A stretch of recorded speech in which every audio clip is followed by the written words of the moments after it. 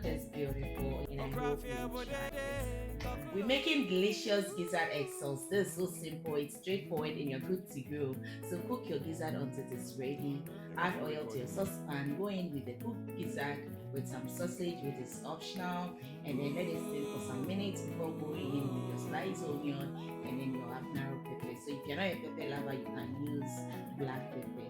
Let it steam for some minutes before going in with your fresh tomatoes, and then let it cook for some minutes. Like let it cook until it is almost ready before going in with the next step.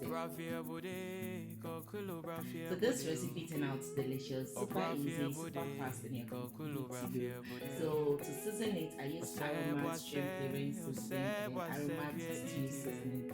Add salt to it, stir it, and make sure everything is well combined before going in. Before going in with the beaten eggs, after let it stay on the fire, let it cook for some minutes before going in with the spoon. You want some chunks of eggs in, so let it stay, let it cook for that long until you find out the eggs are ready before stirring it. And that's it. Basically, we are done. I sprinkle some spring onions on it, some onion and green bell pepper as well. So this is it. It's simple. It is easy. Pairing this with rice, with fried yam chips, with name it, potato as well. It is delicious. This was delicious, and I hope you really want to try. So I paired mine with some fried yam chips and all my friends.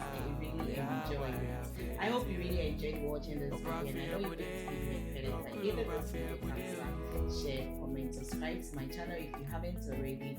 Follow my page, and guys, just look at this. This is beautiful.